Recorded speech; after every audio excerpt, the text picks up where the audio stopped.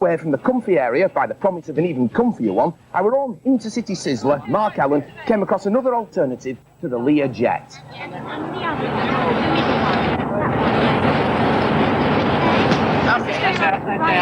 Rail transport wasn't too popular. The trains were invariably late.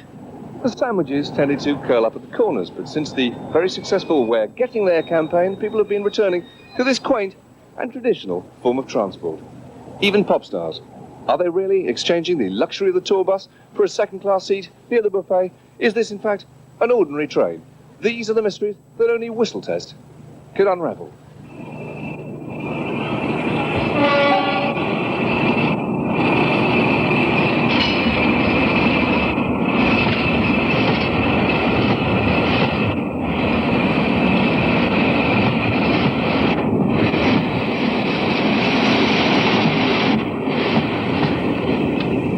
Excuse me, sir, how do you feel about sharing your compartment with these ruffians? Well, I think it's an invasion of privacy.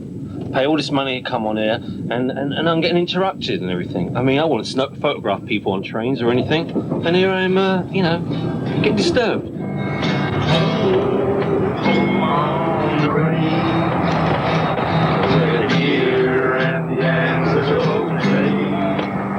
Excuse me, sir, just for a second. As a paying customer, do you mind sharing your carriage with these long-haired pop musicians?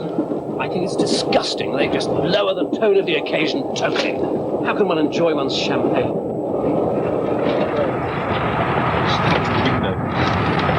I'm going to be a train driver when I grow up. We are, as you can see, safely aboard, and I'm glad to report that just down the corridor, there are some real live pop stars. I'll finish my soup, and we'll investigate. Excuse me. Gentlemen, if I can just butt in for a moment. Now, you've obviously enjoyed this lavish lunch here. What brings you to be riding on this particular train? It's the easiest way to get to Venice. And we're supposed to be playing a concert there in 2 days' time, so we thought we'd go on the Orient Express. Why particularly the Orient Express? Well, because we've discovered that we always wanted to travel on it for years and years, and so we thought that the best way to go on it was to actually have a reason for the other end. Otherwise, it just seems like, a very sickly thing to do, really. Also, the bar's open all day and night.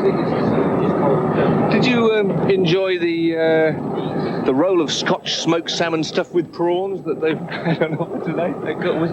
Mine got taken away because I had to sit here doing interviews. They took it away. I had one mouthful. You tried? No.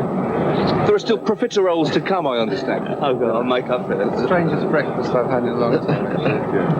And what are you actually doing in Venice when you get there? Well, we're supposed to be playing it's not actually in Venice, in Verona, in the Opera House. And then we've got about 3 days off in Venice. It's a group holiday, really, because we haven't had one for about 18 months. So this is it. It's hard life, so we figured we needed a holiday, so... Will you be doing more train travel after this? If it's like this, yeah, I'd love to. We do actually travel by train a lot on tour, because it's nicer than flying, because you can see more of what's going on around you, but it's not usually quite as lavish as this other. Apparently you have to dress for dinner on the Orient Express, is that right? Oh, yes. We had to hire suits. They won't actually let you in the restaurant car unless you're dressed up in a DJ. We still don't know if they're going to let us in the restaurant car anyway. Well, look, there's some paying customers down here that are eager to hear some acoustic selections from the set that you're going to be playing at Verona, so if you'd like to oblige... You just hadn't had the guitar on the track. It was one I made earlier. It was a very short one. You can't hear that.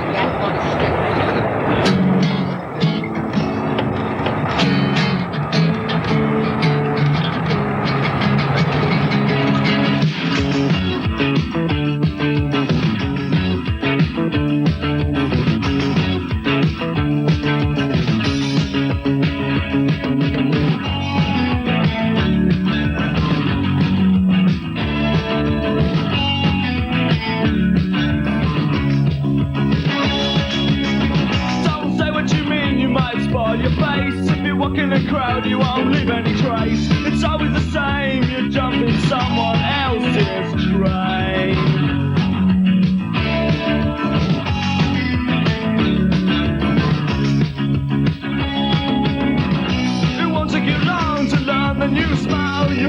adapt or you'll be out of style. It's always the same, you jump in someone else's train.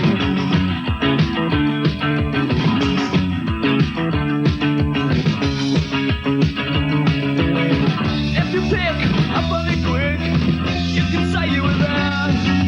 Again and again and again, you jump in someone else's train. So, there you have it. 5 more satisfied customers who seem to prefer profiteroles to sausage rolls, and we ask how many more pop musicians will stop going